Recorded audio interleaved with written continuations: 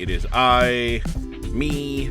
I am your host of the Dork Side of the Ring podcast. I am the purveyor of all things dorky within the scope of professional wrestling and sports entertainment, and I am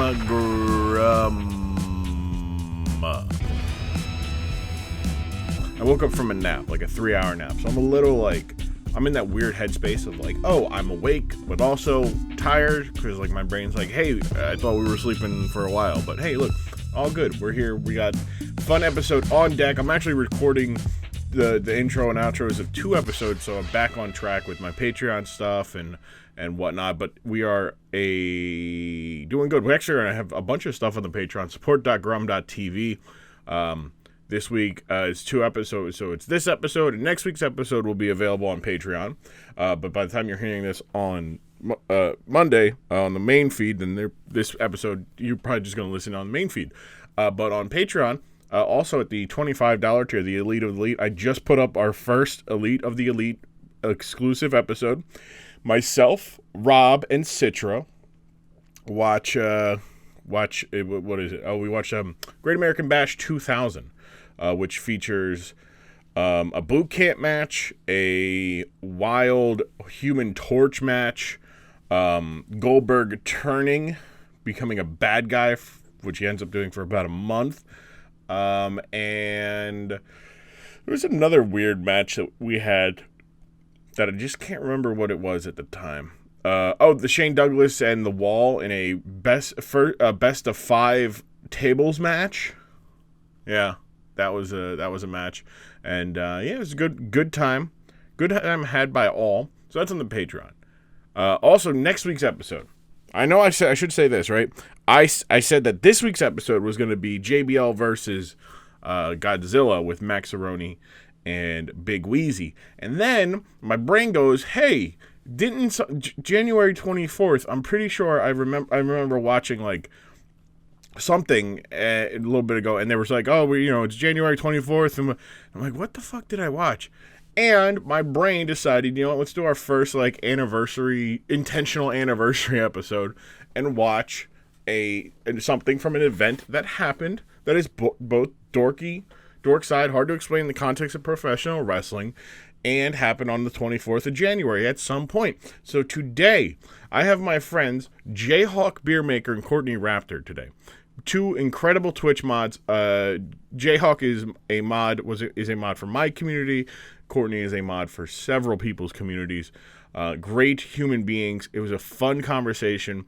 But we're talking about the time that Undertaker ascended from the 1994 Royal Rumble pay-per-view. So basically what we did, we watched the casket match between Undertaker and Yokozuna and the ensuing fallout from it. So that was fun. That's a fun episode. So the JBL it also works out that the JBL versus Godzilla segment happened in early February of so it's in between the two. So I went with that next week. So we got that.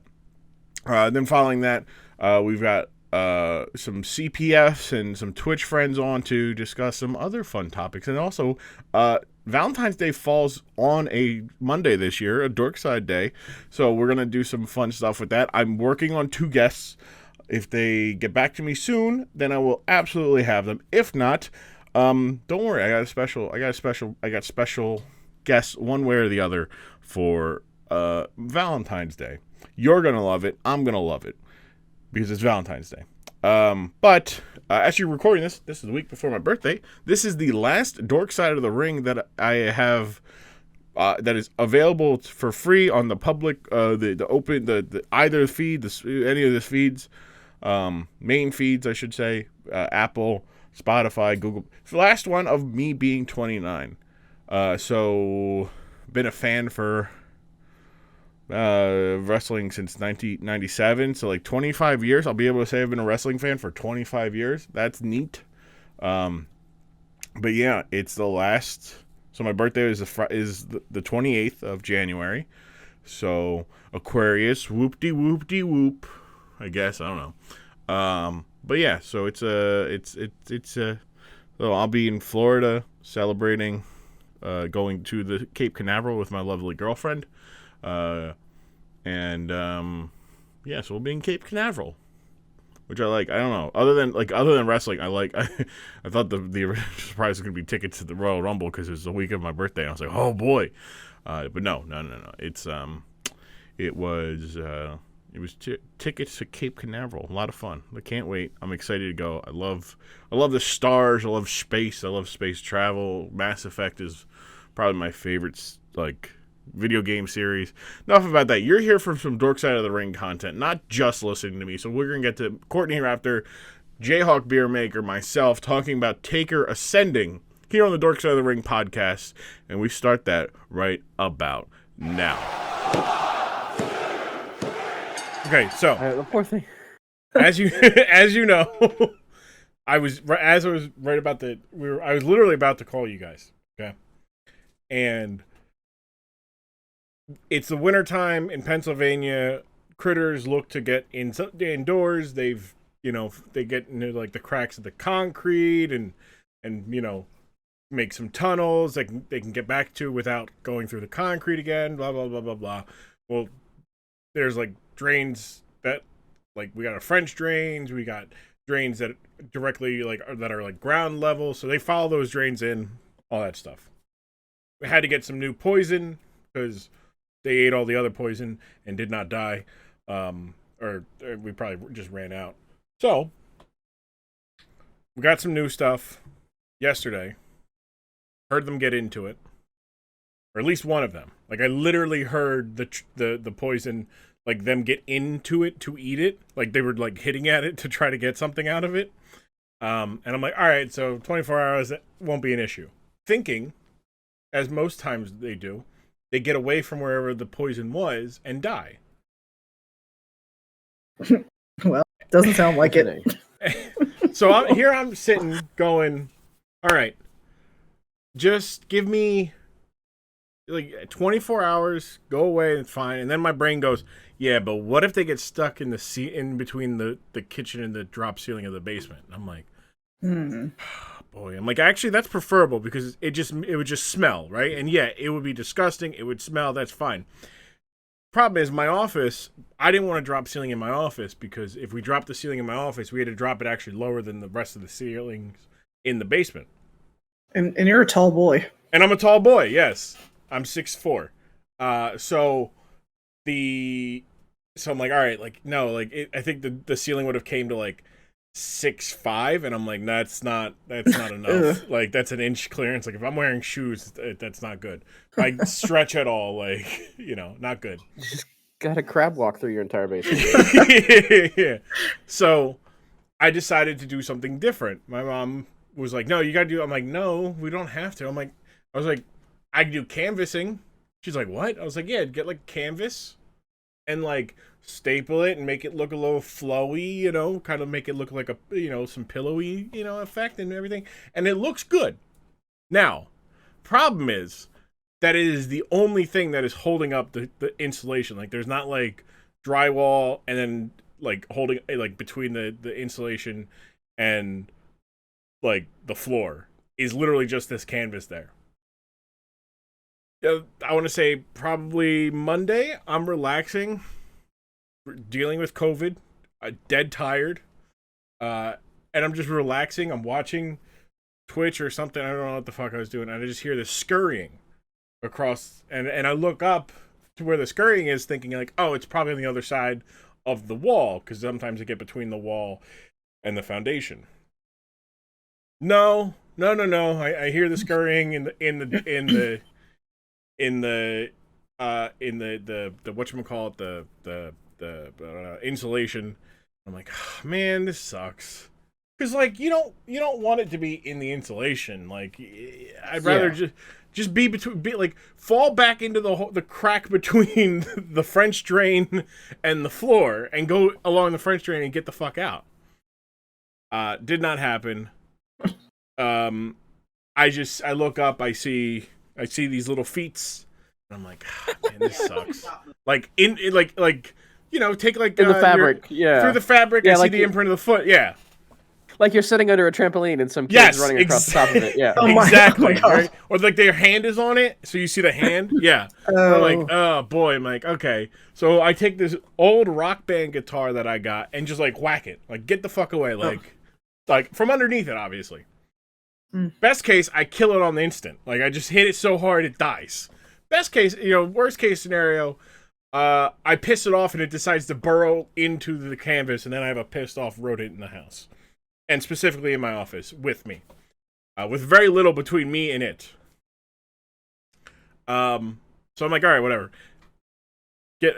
I let my mom know, because, she don't like, I don't mind, like, I don't like them, right? But at the same time, like, I'm not scared of them. I'm not scared of them. Yeah, I'm not scared of them. I don't want them around. It ain't great. They got diseases and shit. Right. But, like, besides, like, there's a lot worse things that I could have in my house. Like, they're not doing any structural damage to my office. They're just existing in my office. Yeah, it's not like the old house I was in before I moved, where the ceiling had actually in the garage fallen in because there were raccoons and possums and stray cats jumping into the garage ceiling from the outside, and it collapsed the whole thing. So who knows what the hell was in my ceiling? Good Lord. So yeah, no, that's definitely not, that's worse. So we get some poison. We called an exterminator. They were supposed to give us some poison the last time that they were out. Before Christmas, we had them come out. We have them come out every year before Christmas to just do a spray and everything. And they're supposed to leave us like a trap or two. Just we pay. They didn't. So we called them for it, and they're like, if we didn't leave them there, then we're not going to get them. We're not going to be able to get them to you for another couple weeks. Like. That apology is like, we'll get them to you, just it's going to be a week or two. And it's like, So my mom goes out and gets some, because her isolation was up yesterday. Mine's still going, as of like today, as we're recording the 15th, this is the last day of my isolation. So I can't go out. She goes out, she gets it. She gets the poison. She puts it in a couple places. She's like, hey, can you put this anywhere in your office? I said, no.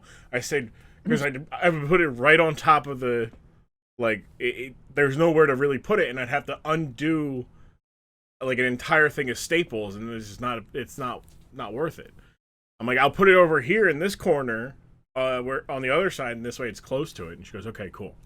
Because her theory was that they were coming in from the sump pump, which is on the other side of my office. To be fair, though, I don't blame them for wanting to get inside. I mean, it is cold. It's fucking cold. I just 18? I just went out. It's 16 degrees. I went out with. I don't want to spoil the story, but I went outside just recently. So I ended up. I was just about to record stuff. I was trying to get a game or two in of PUBG with some friends. Steam hoed me out, and I couldn't get a game in. So I'm like, all right, well, let me go let the dogs out so that they're good and fine and good and dandy, and I can record, let them out, fill up my water bottles, let them, bring them back in. I come back downstairs. I sit down at this nice recording content creation station I have made for myself, and I go to hit call this group chat with my two friends here. We'll get to in a second here on the dork side. And I hear directly above my head, not in the far corner, but directly above my head, the sound of a rodent hitting insulation again. And I'm like, this son of a bitch is right above my head. Now, if any of you have ever watched my streams, you know that there's a light directly above my head. Because of heat, fire hazards, all this stuff and whatnot, there's nothing. I kind of cut the canvas around, and it kind of is exposed. You could, in theory, get your hand up in there. This rodent was as big as my hand, because as I hit it with the guitar, the rock band guitar, to try to get it back to the corner, it decides to go the other way towards the backlight, which if you've ever watched my streams, the wall, it has the jerseys and the Sixers clock. So that lamp that's above it, that's never on because the bulb in it is dead, and I don't feel like replacing it because it doesn't add much. It doesn't add any extra light to the thing. It's just there for in case reasons. I am sitting there going, please don't fall. Please don't fall in.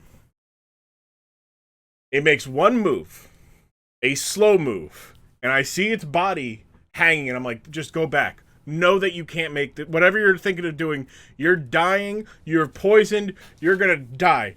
And I kick an empty Amazon box underneath it.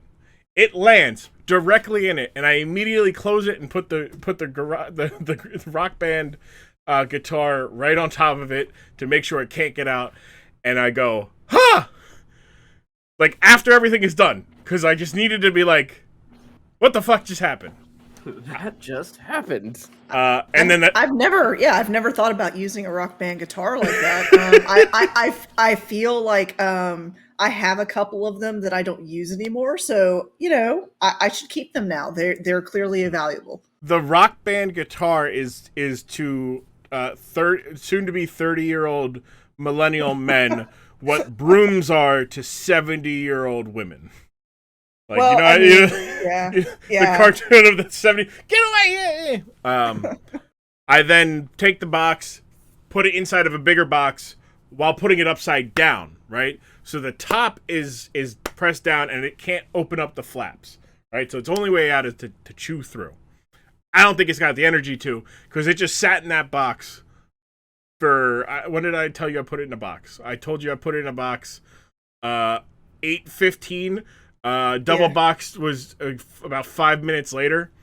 So like I put it in, I was like, all right, now what do I do with these boxes? I'm like, what the fuck? Like, I gotta throw these boxes out, but I really don't want to throw it out with a live rodent so that the rodent can get in the trash. And then I'm like, I'd rather just put a dead rodent in the trash. And I'm like, you know what? Unfortunately, it was already gonna die. It had some poison. If that bothers you, that I'm sorry, but I didn't want it in the house as much as it didn't want to be poisoned. So we both didn't get what we want. So we're both upset. I don't like spiders in my house, but they can be outside and doing whatever they want a spider do out there. I'll let a spider be in the house. I will. No. They get rid of they're natural, like insect like repellent. It's very nice. Yeah, but so is my apartment complex with their exterminators. So that's fair. I'm fine with that as well. It's like one of those things of like we had a couple years ago, I think. So this is not my first time dealing with rodent like removal in my house. Every time I feel a draft in my in my office, I just feel like something just ran underneath my feet now, and I'm like, what the fuck? Or something fell, and I'm like, oh. No, so up here in Philadelphia, in the Philadelphia area, and elsewhere, I don't think so as much Midwest for Jayhawk, but there's these things called voles. Yeah, they're like we don't get them around the house. They're out in the country. Yeah. So we're in like former woods area, right? So we got we're in like one of those like developed, a lot of woodsy area. We have deer, wildlife, all that type of shit. Across the street is just unfettered woods, like just just definitely critters all over the place. So I've by hand trapped voles in like old pretzel containers, and then like maybe shook them to death. Maybe. Definitely did. I closed my eyes while I did it. If that helps anybody think of me less as think that helps them not to think less of me.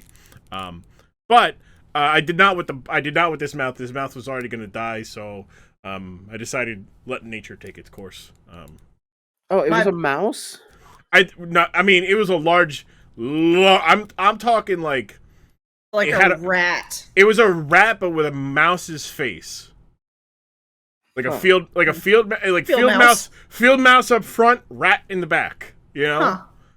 Yeah, Yeah, my bestie, she doesn't like birds. She Mm. doesn't like snakes, and she doesn't like rodents. So anytime something happens at her house, I get the call to go and remove said whatever it is. So, but she takes care of the spiders, so it's fine. Yeah, like it wasn't a rat. Like rats, rats are rats are rats are rats. Hi. Hi, did not look like Jimmy the Rat. Um, like, like I'm trying to look for pictures of what it is, and it was just like it was very large, not a rat, more like a mouse. I mean, it could have been a rat. I didn't take notice of whether or not it had a big paws. I was just concerned. I didn't really have time. I just was like looking at it, and I'm like, hey, what's up? Just go get the box. You got a double box right now. I'll look at it when it's in the morning, when that thing is gone through. Like, if it survives the night, that thing can have the house. So you have a pet after that? Yeah, I'm gonna train it. I'm gonna take it in. I'm gonna train it. Like, oh, you can survive. You're a survivor. All right. So that is probably the longest pre-intro on the dork side of the ring. Yeah. But I felt like it had to be told. It literally happened, and I didn't really give you guys details before, and figured might as well record it for content. All because some rat decided to go, surprise, motherfucker, into you. Yes. Look, I've been sitting here looking at the clock going, all right, 8 o'clock. I'm going to be punctual, 8 o'clock, and then a fucking rat. Yeah, the rat fucked it up because we would have been here ready to start maybe like 05, 08. I literally was just sitting there going like this is wild. Like what the I'm sitting there, I'm like, all right, let me take care of this. Let me get this out. Like, if it happens, if it comes back, like, hangs out during the recording, whatever, I don't want it right above my head, because what if it falls on me while I'm recording? That would be an absolute fucking shit fest. I would not be having a good time. Would you scream like a girl? If it fell on me? Nah, yeah. I wouldn't be screaming like a girl. I'd be screaming, just point blank. Just screaming, period. Like yeah. point blank. Like no gender shit here. It's just a matter of like, ah, like I don't know. Like I can't even. I don't even want to think about it because like that's just ugh. And for all the female friends out there, I feel like I'm able to say scream like a girl because I am said girl. I'm not. I'm screaming like somebody who had a rat dropped on them that they weren't expecting. Like, and look, I don't want to jinx anything, but I do want to say that it could have. There could be another one. I don't know. Who knows? I don't know how many there were. If it was just the one, it was just the one. So when do you actually do like something like Ratatouille? Like, do you teach it how to cook? If this thing makes it through the night, we're gonna have a new mascot of the dork side of the ring. This rat. I'm absolutely going to include a picture of the double box outside. In the tweets. Yeah. So, but maybe all three of the photos I took, which is where it fell from, the box that it was currently in, and the double box when it's outside in the cold. Fair. But we're here on the dork side of the ring, near 20 minutes into it. We're here on the dork side of the ring with my two friends, CourtniRaptor and JHawk. Hello. Hey. Good to have you guys. It is good to have you guys. I'm very glad. Weirdly enough, that happened. I was like, all right, like we're gonna kick up the adrenaline right before I'm gonna hit play. I'm gonna hit record, and we're gonna go. And by minute 15, I'm gonna be rip-raring ready to go hosting. Like COVID never happened, and it took a rat to fall to have it be like instantaneously. Let's get the blood going. I mean, good. I mean, plague, COVID, yeah, it's fine. This could have been the first dork side I ever recorded after I killed a creature of any kind. Which, there's still room in the future, I guess. So you didn't do it. I mean, the poison did it. No, but if I shook the box up enough, I'm pretty sure I would have died. like a Etch-a-Sketch. Yeah, it's not quite dead yet. It could get better. No, it could get It better. could get better. Like I said, if that's like thing survives the night, good for it. I chalk that up to a win for them. Like I'm not gonna sit here. I'm not too proud of a man to admit defeat. And if that rodent bests me, and proves me wrong, then congrats to it and its family. I guess I don't fucking know. You're off quarantine tomorrow, so I guess you can go get a cage and stuff for it. Yeah, get a cage, get a nice little like get it like a small apartment inside, small like rat apartment. Get another camera and you can have rat cam or Yeah, rat cam. Yeah. non-disclosed rodent cam. Rodentia cam. Oh man. But we're here on the dark side of the ring. Let's get these intros. The people they don't want to hear any more about this rat. I swear. They might. Who knows? Courtney, we'll start with you alphabetically here. Tell the people a little bit about yourself. What where things you do, things that are close to your heart, and the whatnot. And the whatnot. So you can find me at CourtniRaptor on all of the socials, and that is COURTNI. But yeah, I'm a mom of a teenager. I don't stream currently. I've been throwing the idea around for a bit. I have all the equipment. I just don't have the non-perfectionism to do it. I work full-time for a software development team that does training. Looking for a new job, actually. So that's going to be interesting. But yeah, I moderate for a lot of people within the same community circles that Grum is around, and that's obviously how I met him. And yeah, you'll see me in all those different circles if you hang around enough. One of the mods of former guest Empire. True. Yeah. That's true. You have to deal. I'm his. You're his handler. I have to deal. I'm the keeper of his bullshit. It's a thing, but yeah, I mean, from one mod, it's a fun job. Oh, yeah. You know what? He keeps you on your toes. He keeps you on your toes for sure. Yeah, it is. I mean, again, it's it's one of those labors of love. I mean, I enjoy helping him out, helping the community out as a whole, across all the different people that, I'm involved with and help moderate for and stuff. So it's fun, but obviously a non-paying,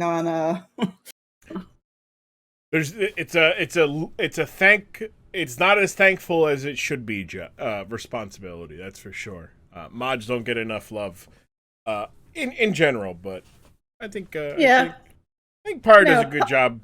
He does a good job. It's fine. At the very least, thanking and making it as easy to deal with his bullshit as possible, which is 100%. Well, it's also it's not all your handling of the bullshit now. Like there's somebody else in his life that has to handle his bullshit. So yes, agreed. Sarah has taken a lot of that away, which is perfectly fine with me. I just deal with organizing the stream stuff. Right.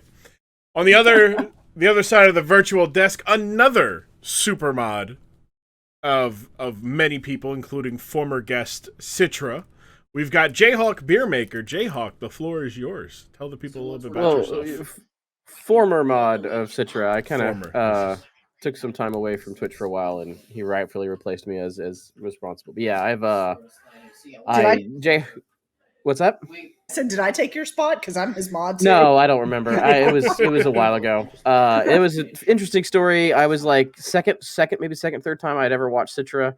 Somebody came into chat and was trying to get him to say something silly by like, "Oh, can you give a shout out to my friend?" And the friend's name is, when you say first and last name together, says something ridiculous. And I kept typing in chat like stop what you're doing, and he still read it out loud. And then as soon as he read it, he's like, oh, and then he's like, well, I'm gonna moderate you. I'm gonna make you a moderator.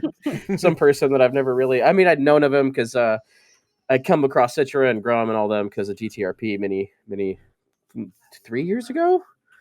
2 years. Two? It'll be 3 this May. So it's Like almost 3 years. Yeah, over 2.5. Yeah.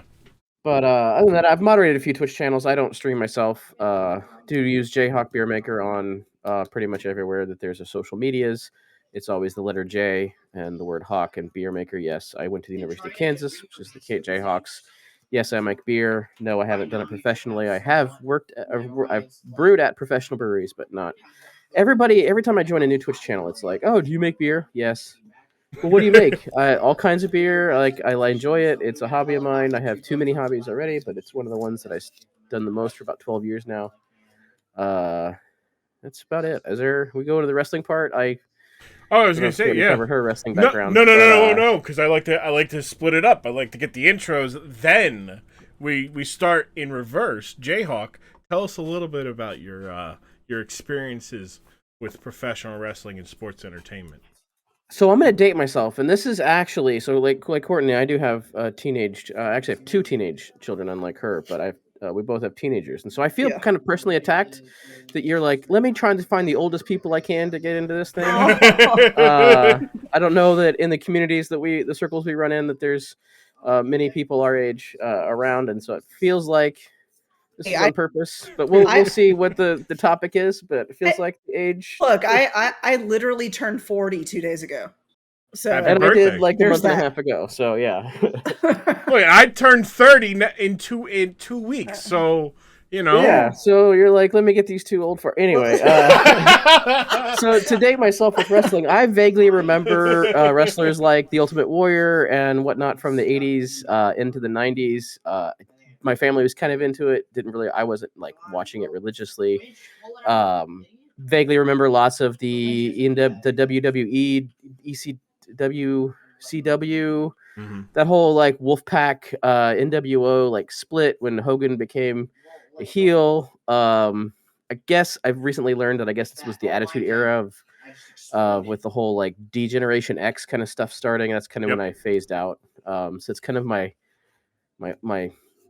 dating way back into the Ultimate Warrior days, and that sort of old school stuff is most fond of my memory because my grandmother loved the Warrior.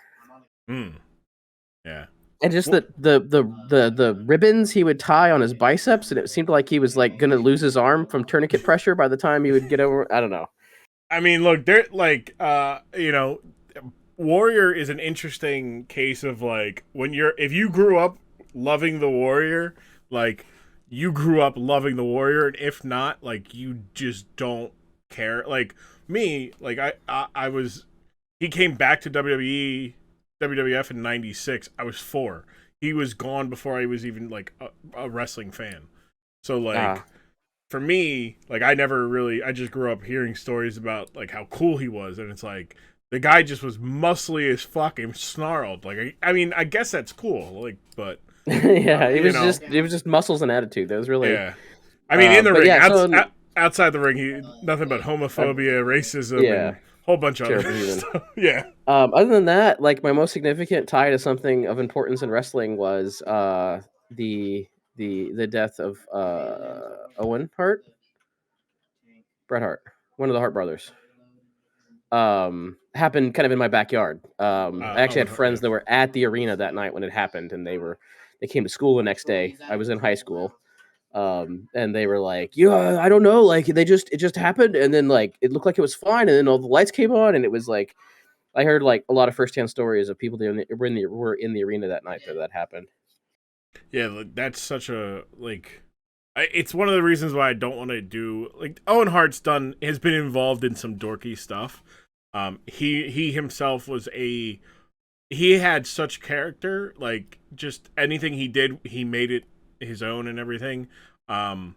Like they called him like I think the Nation, it was either the Nation or D-Generation X, I think it was D-Generation X, compared him to the turd, like a little turd that just floats and doesn't get flushed. Right? and they just called him a little turd nugget. He's like, oh, you're a nugget. And he would just continuously, like, people would chant nugget, nugget at him. And he would be like, I am not a nugget. And he would just be very upset that, like, people were calling him a turd nugget. But it's just the idea that, like, he just got over just screaming, I am not a nugget. Yeah. It's very funny. Yeah, okay. So, you know, the golden era definitely was your heyday up until...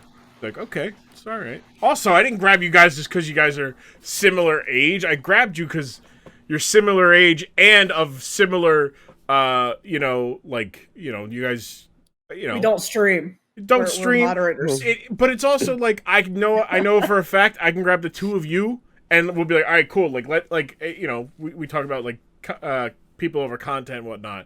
Like, it's very easy for the two of you guys and myself to have conversations and go in a different direction than intended. I mean, if anybody has been in a stream that me, JHawk, and Courtney have been in, it gets off the rails. We could be talking about the video game. Next thing you know, we're talking about overthrowing capitalism. It's very, it goes to a wide, and there's a lot of roads before we get to overthrowing capitalism. Fair enough. And actually, so you know, when you put me in the group last night and I saw JHawk, I was like, oh yeah, because I'm sitting there going, oh, look at sweet, we're all kind of politically minded the same, and we always have really good conversations when it comes to that, and we teach people about this stuff too. So yeah, and that's the other thing is, like, I want that reaction. I want the reaction of, like, fuck yeah, like, that person's on the, it's okay, so Grum's there and awesome JHawk's there, or like awesome Courtney's there. Like, that's the reaction I want, especially like the first couple ones, because I want people to be excited to be on and whatnot. And then when I start throwing people you don't know at all into the conversation, you're like, I don't give a fuck. This was a blast the first couple times. Courtney, your professional wrestling, your experiences with professional wrestling, not your professional wrestling experience, but your experiences with professional wrestling. So I sat there and thought about this, and to be honest, I actually did scorekeeping for high school wrestling my junior and senior year of high school for the men's team. So that's, I know that aspect. But then I started thinking about a little bit more after that, and I have been exposed. So my ex and some of his buddies used to watch it back between like 2001 and 2004. Okay. So I think I know a little bit more than I thought I originally did, but it's still not much. I kind of know how, like, the drama aspect goes and everything, but I know names like China and stuff like that, and those kind of arcs. But yeah, definitely nothing in the past like 15 years. Okay, that's good. I was thinking that, and I was leaning one of two ways with what we were watching. I was like, do I grab something that I know they've never seen, or something that'll spark some remembrance, and maybe we'll do that. So and you'll see where I went, but I do have to ask, and this question can be a loaded question. So I had to figure out how to ask it, and it's the only question, the only contextual question I'm going to ask, because we're at 40 minutes, almost near 40 minutes without doing it. I think this makes it the longest, like, pre-segment thing. So have you guys ever wondered what, like when you see like a maybe, and for me, I work at a cemetery, so it makes it a little different. But, like, you know, the urn that you see, like, do you ever wonder what makes people grab like that kind of urn? Like, what about the design of an urn made them choose that one, or or ever, like, at all? Like, I mean, for me, I haven't really had to think about picking an urn for anything except for my cat. Mm-hmm. And I honestly have not done that, and I don't think I would. But I don't know, like, my wife's father passed away when she was in her 20s, and so they actually didn't pick an urn because part of his plan was to, like, be kind of ashes in various parts of the country where he had a good time and where family was from and whatnot. So they actually separated his entire remains into film canisters, and like we've got like my wife has a little film canister on her dresser. Oh wow. So like I've not really seen many urns or people. So I know of a person that deliberately did not select an urn. If that helps. No, but I mean, even in a sense, like it deliberately not an urn, but it kind of like it's like the urn is the film. Yeah, it's still an canister, internment vessel. Yeah, yeah. Which is just was he a big like was films like his like, no. It was sort of I think it was a practical situation with the family, just like how do we get these individual like little samples to go to the places they needed to be in various places. And I'm thinking film canisters like the movie film ones. Like the little 35 millimeter, like the little like little from the 90s old school film. JHawk, the little plastic ones, yeah. Your elderly is showing. No, I know. I knew. The thing is like I knew, like in my brain goes like before I said it, I'm like, oh, he obviously talking about the small like roll of film for developing photos and all that stuff, and I'm like, oh yeah, that makes sense, right? Like everybody gets their little keepsake, and I'm sitting there, and I'm like, and then when you're like you're like, oh, this and that, and for some reason. Between like my brain doing that and talking about it, my brain goes, "Wait, hold on, is he talking about the canisters? Like that movie film comes in?" And I'm like, "That would be great. That is absolutely like nerd. Yeah. If you're a film nerd, like that's cool. But also, then I'm like, practical. That's not practical. Those things are not cheap. Like to find empty film canisters, like well, they're not cheap because they got to be such fire retardant. Because old school film is actually pretty highly flammable, and so sometimes it'll catch on fire all by itself. But also, keeping ashes in something that's fire retardant. Is really doesn't really make sense. Well, some people are like belt and suspenders kind of guys, so you gotta have both. It's like double boxing a rat. Yeah, yes, double boxing a soon-to-be dead rat. Yes. Look, it's a cardboard box. The double boxing is for security. If it gets through the one end, maybe it does. Maybe it goes, what the fuck? It's just a bigger box. So, but yeah, okay. My brain, I don't know why that rat's got me fucked up. My brain's like misfiring and whatnot, and just second guessing itself. The reason I asked that because what we're watching today involves an urn. Back in the early 90s, specifically 1990, the wrestler known as The Undertaker made his debut. He would then be flanked in the future couple months, flanked by his iconic symbolic manager Paul Bearer, who was a real life mortician, but also a professional wrestling manager by the name of Percy Pringle. He would always carry around an urn, and it was almost like the Undertaker was connected to the urn in a not just a like, hey, this means a lot to me, but like, oh, this controls me type thing. He always would, Paul Bearer would put the urn into the air, and the Undertaker would look at it and pose towards it and like draw power from it and like kind of like power up.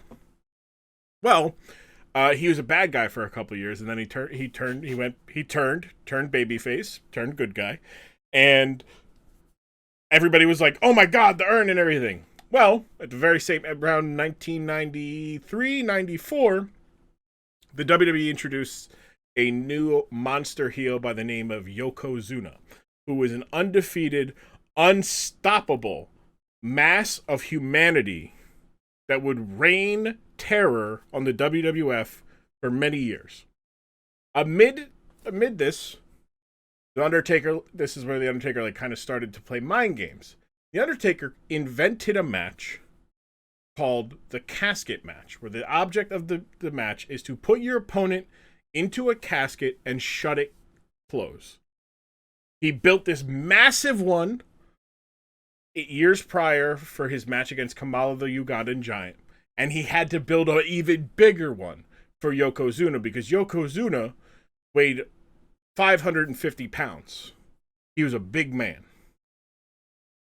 The Undertaker would take on Yokozuna and challenge for Yokozuna for the WWF title at Royal Rumble 1994 on January 24th, which is the 28th anniversary of the match as this episode drops on the 24th, January 24th, 2022.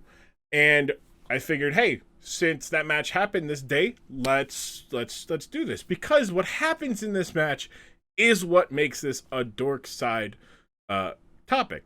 We're gonna watch that from Royal Rumble 1994. I don't have a timestamp on me, but I will have in the description of this episode. So look in the description. Pause this as we go watch it here on the Dork Side of the Ring podcast.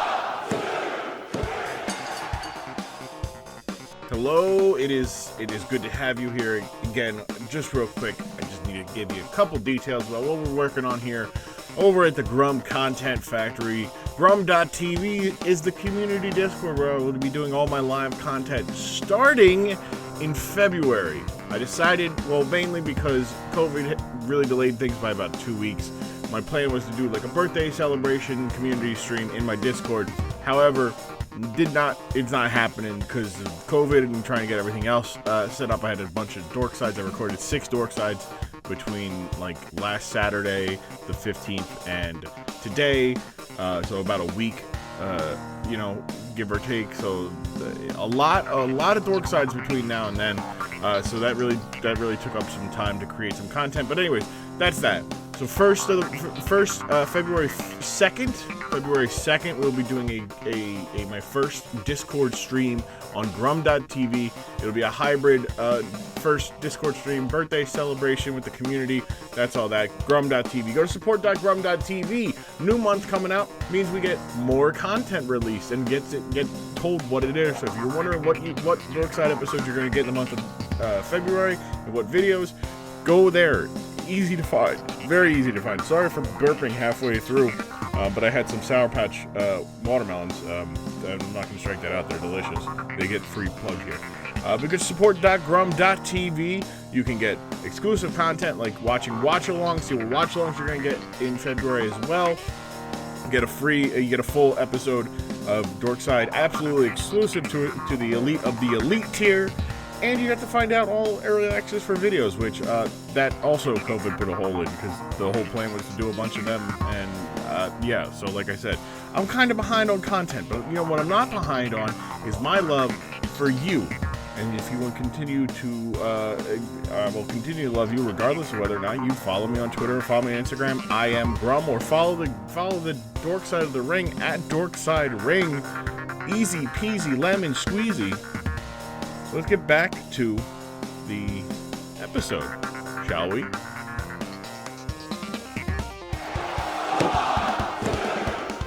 We're back here on the Dork Side of the Ring. JHawk, do you want to say why you remembered what we watched? Yeah, so you'd said that this was the whole setup of this match. The end of this match was to basically a storyline way to give Taker a break from wrestling for a while. I remember this as a kid because when he comes back to wrestling, there was something about him. He was bigger or different, like physically. And I would put money. I was telling everybody around, I was like, no, that's a different guy. Like that's a different person because the original Undertaker got hurt or something and they had to replace him with somebody. And this is how they did it. Like it's a different, like I would have bet money that it was a different person that came back as Undertaker. So they didn't. Watch. It's funny because normally we start at the very beginning, but we'll start at the end. So the end, Taker rises. Part of what makes this a dork side topic is the Undertaker rises. Is presumed to have been defeated, vanquished, his essence gone from his being, right in front of the audience as the urn was opened and this green skunk, or more appropriately, just green-colored cloud machine, smoke machine, Very small, which is very interesting how they made it. Like did the prop of it. The um uh Undertaker's essence is gone, and he comes up on screen and gives this diatribe about how the life force of the Undertaker lives on in all mankind, and that the people that did this to him should not be proud, that he will be back, and that he will not rest in peace, and all this stuff, all because he was banged up and needed about 6 months off. In the build up to why when he came back, they included Leslie Nelson of Naked Gun fame to investigate what happened to the Undertaker and who the real Undertaker was, because Ted DiBiase said that he was bringing the Undertaker back, that he had found the Undertaker, and Paul Bearer said, no, you're lying, I have the Undertaker. And at SummerSlam this following year, it was an Undertaker versus Undertaker match, and they had hired Brian Lee to be the fake Undertaker, the Underfaker, but they made him look like how he looked before. He wore gray, black and gray. He had the purple on his eyes and all that stuff. Mark Calloway, the Undertaker, came back looking different. He looked a little svelter, a little thicker. Didn't wear as much of the face makeup on at the time. Didn't pale his face. Came back a little tanner, not as pale. And people are like, well, that can't be the right. He looks entirely different because his face, like his beard, was not red anymore. It was, he dyed it black. They went through the hoops of like he's completely going to change, but we'll play up the fact that this guy looks almost identical to him. We're just gonna dye his beard a little red. But there were a lot of people who, up until a couple of years ago, fully believed that they replaced the Undertaker and then another wrestler completely took over and just took credit for his previous work. Like, yeah, that was me. That was this guy, and it's like, no, it's always been Mark Calloway. But they did a really good job of finding somebody who looks identical to him. Like, he doesn't wear a mask. Like, there's a lot of people where they're like, oh, body wise they look similar. Like a Jeff Farmer and Sting, they've done that where there's a fake Sting and a real Sting. But you can be like, not quite the same, but they're both muscular, but the face is where you lose it. Even with the face paint, but it's like, no, like they could be brothers, Brian Lee and Mark Calloway. So first impressions, we'll start with you, Courtney. First impressions of what we saw. Well, I mean, it's been a long time since I've seen anything quite like that. I do remember the drama aspect of this, but I don't know. I mean, again, it's normal wrestling to me. It's over the top. I know why people watch it. For me, it's just like I don't get it. but so much money pours into it. Again, I have a drinking game with how many mullets you count. I could get behind that. We'll do that on a future Patreon episode. Yeah. And then I'll just die. It'll be fine. Because there were a lot of mullets. But I don't know. I mean, again, it's entertaining, and that's the whole point. Is people were watching this to be entertained. I did the math, which I'm not really good at math, but I was 8 years old when that specific thing came out. So yeah, it's obviously it's been going on for how many years? It's fine. It's people love it, but it's just not something that still. I'm not going to go and start watching it. I don't know. I do have Peacock, and you said it was on Peacock, so I don't know, maybe. The WB network is on the Peacock network with a premium, like the $5 subscription above. Oh, I do have the $5 subscription, but well, you got it with ads then. Oh, yay! But no, I mean, it's again, it's entertaining. It's it kind of speaks to the time. When it was released. You got the Japan flag waving stuff, and it's interesting, and it's like I would like. Again, this was cool that we went back that far to look at it now, but like another 10 years from now, it'd be interesting to go back another 10 years and see the historical, like what's happening now with it. Mm-hmm. Like, I just think it kind of tells a story of, the time it was rehearsed and and done. I don't. Yeah, no, it was definitely very 90s, very 90s wrestling for this. It is very over the top, very, cartoonish ain't exactly the right word.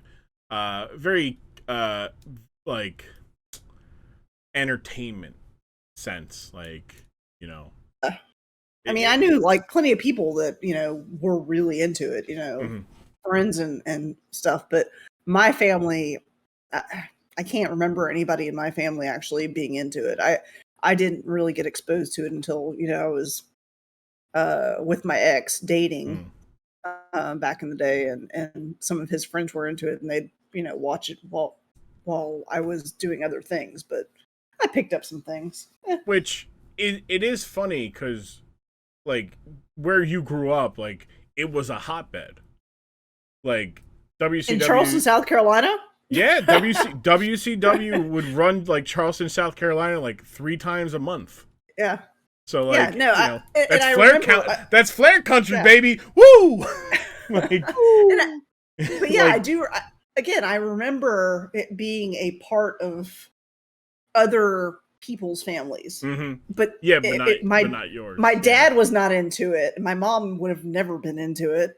I just don't have any family people that were just like, let's go do this. It's just like the same with like now with monster trucks, people are like, oh, I'm taking my kid to the monster truck thing. And I'm like, oh, that's cool. Have fun. It's just, it wasn't something that I ever like, I don't have that in me. I don't know.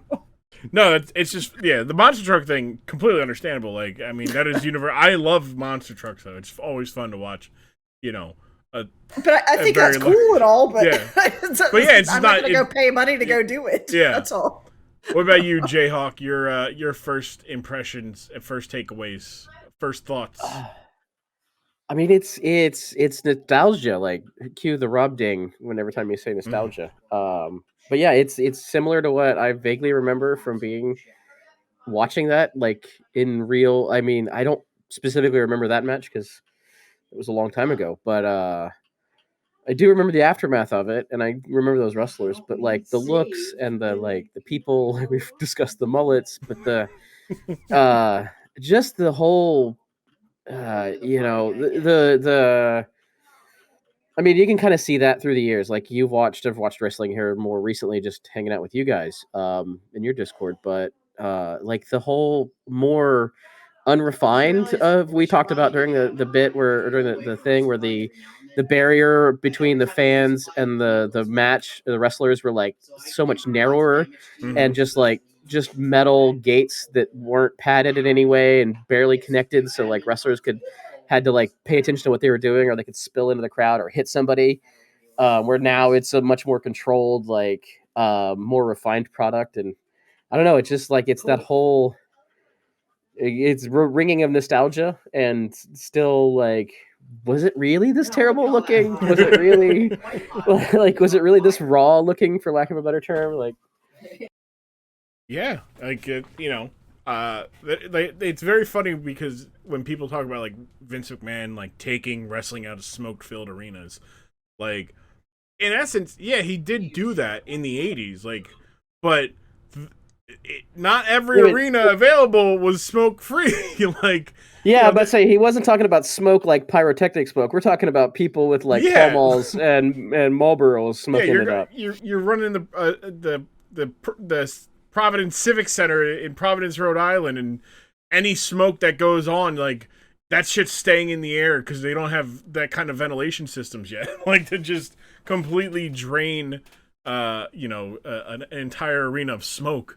Just because you light it, like, it's just, that raw looking is a very good description of, like, how it looked even back in the 90s. Even on TV, and this was a national broadcast. This wasn't just like this was a local promotion. This was this is the WWF, like, the standard bearer. Like, WCW is also running shows, and they're presenting a similar looking product, but they're like, we're still going to run some of these smoke-filled arenas because there's tradition here. We're going to run the Omni in Georgia, in Atlanta, Georgia. And that's got 500 people, and they're all chain smoking, and you got grandmas there yelling at Arn Anderson. Like, you just have that kind of stuff going on. But so how would, like, in today's world where we're all like, where we're at, COVID and everything, like, how, like, how is this, obviously they still are doing stuff. Are they making, I just don't know how, like, any of that, like, obviously we just watched a really old episode. I'm curious, like, are they still doing it? How are they doing masks, vaccines? Like, is that a thing? So it depends on the place. So during the pandemic, from March 16th, 2020 until I want to say, I think it was May of this year, they had done empty arena shows. So for the first bit, they did shows in the WWE, like WWE did their shows at the Performance Center, which is their kind of, like, training ground, their training facility. They basically took out an area, made it into a pseudo arena, and had nobody in there. Then around, like, May of 2020, they were like, all right, we're going to put our own people in there. We're going to take people from our developmental brand and our farm system, and we're going to put them in the crowd. And then this way, we're not actually having fans, but we are having fans. Like, people are in the people. There's people reacting. They did that because AEW did that with their employees. They had that, if you weren't wrestling that night, you were in the crowd reacting to the show as it went. They did it, AEW did a lot of stuff where they're like, we're not going to present, like, as if it's a normal thing. We're going to shoot the stage, because this way, what you see from the camera is the ring in the front and then the stage in the back. You don't see an empty arena. WWE was still doing their traditional, like, side camera, side angle hard cam where they'd have the entrance to the either right or the left of the camera, and then AEW did it, and they're like, yeah, no, just do that. We're gonna do that because it just looks better. And then WWE in August of 2020 rented it because the Amway Center in Orlando wasn't needed. They weren't running basketball games there. They basically filled the arena with LED screens simulating, seats. And then you could go in, you could, log on and enter to be part of the show and have your face and react along with the show. And that's how they would have fans, and they'd pipe in crowd noise based on how they wanted the story to go. AEW never did that. WWE, they called it the Thunderdome, and they went from the Amway Center in Orlando to the Trop Field in Tampa. So they went from a basketball arena to a baseball stadium, and then which made it, like, kind of cool because it's like, hey, you're working in a baseball stadium every day, like, that you have to go to work. It's empty, nobody's there, but it allowed a lot of interesting things. Like they had like falls count anywhere matches or matches that went out into the arena and places, and you're like, they're in a baseball stadium. This is kind of cool.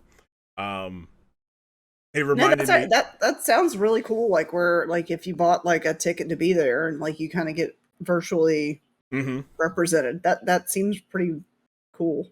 And then when they had WrestleMania of 2021, they invited fans back because they were in Florida. Florida had lifted restrictions. It's Florida. It's Florida. It's Florida. Florida doing Florida things. Yeah, and it's just so all they're Florida. like, hey, cool. We're gonna run 2 nights, and we're going to sell as many tickets as we can for both nights, as many as we're allowed to sell. So they basically sold, I think it was 80% capacity, because Florida doing Florida things. Maybe it was 60%. Yeah. 60. It was like 60 to 80%, somewhere in there. It's a lot. That's a big difference, but still somewhere in between there. Both nights, and then they went back to the Thunderdome. They had to end up going back to the University of Southern Florida for the last couple ones because they couldn't go to the Amway Center because the Orlando Magic were using it, and they couldn't go back to the Trop Stadium in Tampa because the Rays were using it. So like, well, I guess we'll go to this college one. So it made it nice. It made it smaller, and it was very obvious that it was smaller. And then they were like, all right, well, we can go back on tour. We can go city to city.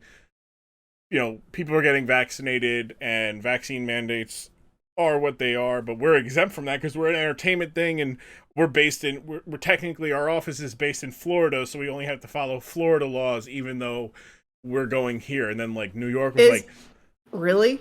Yeah. They moved their main office to into being Florida. Well, that's just wonderful. Scummy, yes. Yes. I mean, just about as scummy as, the Supreme Court just saying mandates aren't legal anymore, so that's fine. It also, yeah. It was also because their everyday operations were then in Florida. So if they needed to go take care of something business-wise, they'd have to fly back to Connecticut. Well, what happens if something happens between them flying? Like, what if they can't get flights? You know, what happens? You mean like Delta? Yes, telling. So it was one of those things of like, hey, all right, smart. Practicality-wise, we're going to move our base of our head of operations to Florida for now. We'll still have the fucking the Titan Towers in Stamford, Connecticut. That's still our headquarters, but for right now, this is where we operate business, because if something needs to get done, this is where everybody is. Business wise, 100%. Yep. And then they're like, we'll also reap the benefits of, technically Florida. We're a Florida business. It's Florida. And we just, I mean, and who loves wrestling more than Florida? Yeah. So there's also some so asking about like what they're doing now. That's all to like give you some background of what they did do. Now they leave it up to local governments. So like, for example, when they do shows in New York mandate is that every attendee must be vaccinated and have to have their vaccination card and have a mask, right? Correct. Like indoors. Correct. However, Rumble is in 2 weeks, and they're in Missouri, and Missouri has no such things. Correct. I live very close to Missouri, and they believe that masks don't work, and they believe that. But the people in charge, the governmental people that would have set up mandates, believe that masks don't work. And they're going. And there are many friends that live in Missouri that do understand that masks do work, and they have got their shots. But Missouri refuses to do mandates and refuses to do masking ordinances. The Rumble is there in 2 weeks, and I think they've sold out the stadium, and it's like a 60,000 projected. Are they doing the old? Are they doing Raymond James Stadium or not Raymond James? The old Ram Stadium. I don't know if I'll have to look at it, but I'm pretty sure they. That's a lot of people. That's oh wow. Yeah.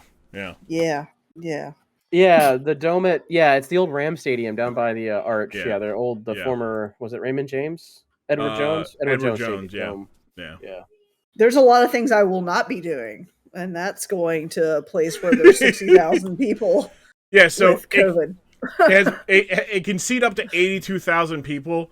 But I think the way that they do the rumbles in these, they do these events in big stadiums, is it comes into around 75,000 people. Like, I want to see what SummerSlam. Make it less. They make it less, and then they probably what they do is like they do like every other row or every other section, but every other row or something, and that I don't even know if they. Oh no! Yeah, no. I'm looking this up. So full capacity for an NFL game, which means no fans on where the field would be, is 67,000. So you imagine they could put people. Oh, great. People so worse than I thought that people were being responsible. For example, the WWE ran SummerSlam 2021 at in Vegas in the Allegiant Stadium there. That in Vegas, which didn't have, there wasn't a mask mandate or anything really. Oh no, there was a mask mandate. Sorry, the Allegiant Stadium was like, no, you got to do one. I was looking at it quick. The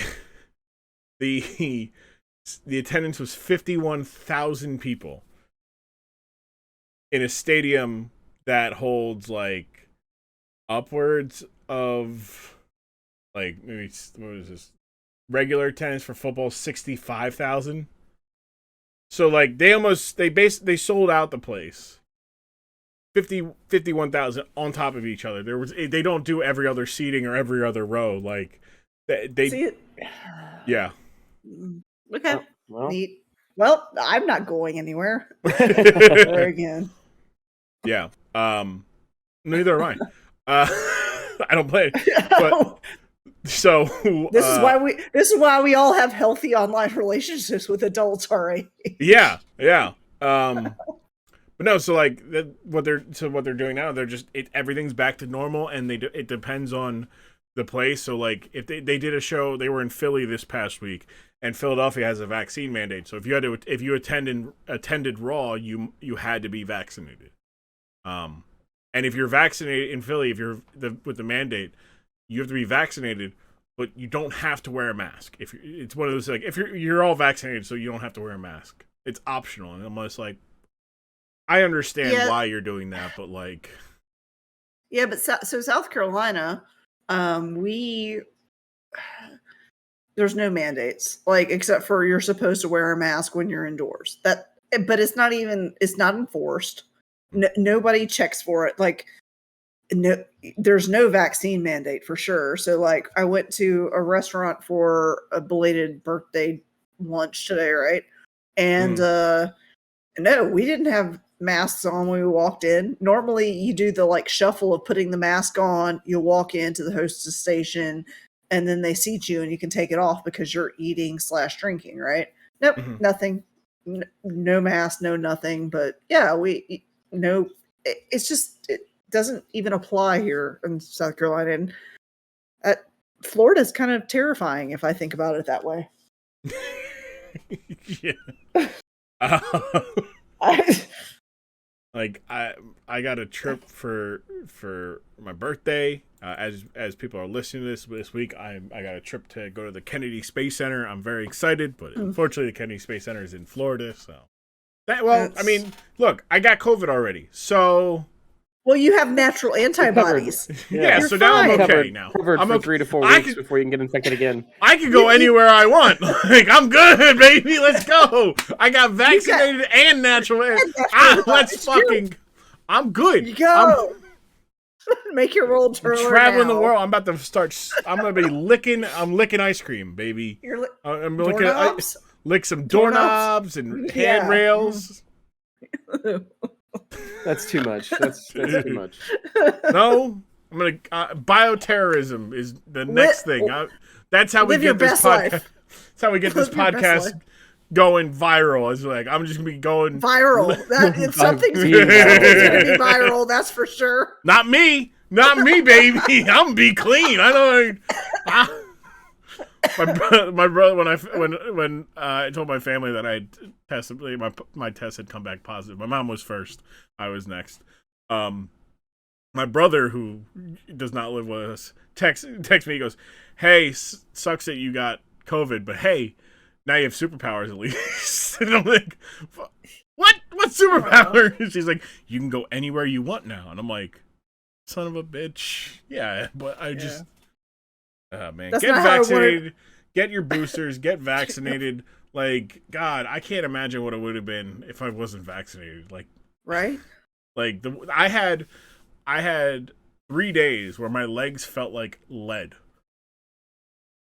Like, just getting up and going was just not doable. I had no energy to do anything that I actually wanted to do. And I was just sitting there going, like, let me edit things. I mean, at least you said you had like a little bit of time to sit there and edit things like you wanted to.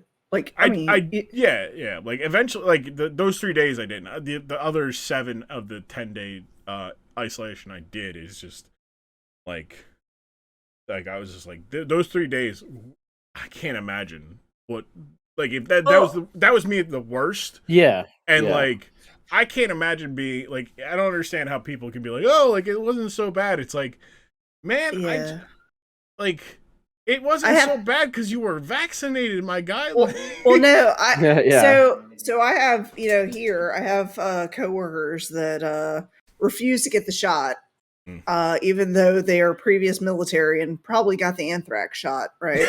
And they still refuse. Shots. Anthrax vaccination is like a series of 6 shots over the course of. I was a medic in the military. I gave it a lot of those.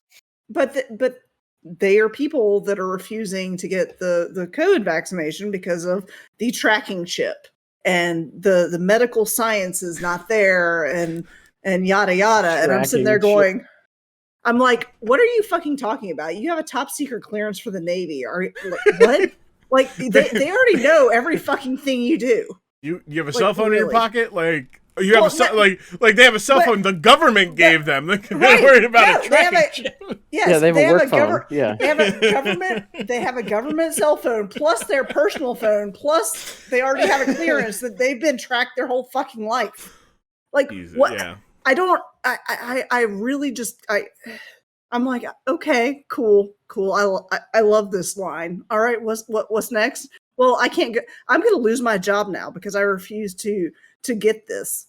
I'm not going to get this vaccine, and therefore, because of the mandate, because of the military mandate, I'm going to lose my job. And I'm like, I'm sorry for that. Well, my husband's gonna lose his job too, and I'm like, I'm sorry for that too. But you guys really could go get the shot. Yeah, all you have to do is get a shot. But they're not even. But that's the thing is yes, it's a mandate, but at the same time, they also could just test every 3 days. So you could live in a world of perpetual testing. That's fine too. That sounds terrible, and I would not want that on anybody. But you could do that. Like that's the thing. But I'm sitting here going like I can't with you people. I've literally closed my life off for 2 years now. I just you guys, but you guys have become my family. Like we sit there and talk, and we bullshit around the internet, and it's been great. But I gotta get that phase going. You got divorced during the pandemic. Well, right. I need. We gotta celebrate. I need my post-divorce hoe phase for real. Okay, so I met you, Grum, at the 2019 TwitchCon. Yes. 2020, I was going to be divorced, and it was going to be my victory lap party. It was going to be great, and here we are, and we're in 2022 now. And we had what was it, the GlitchCon online thing? Yeah.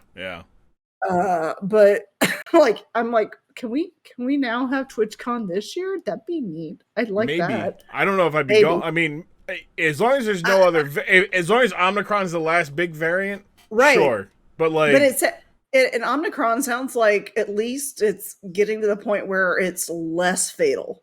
Yeah, instead of killing people 80% of the time, it's only killing them 70% of the time. Yeah, but it's killing and it's infecting more 90% of the time. Yeah.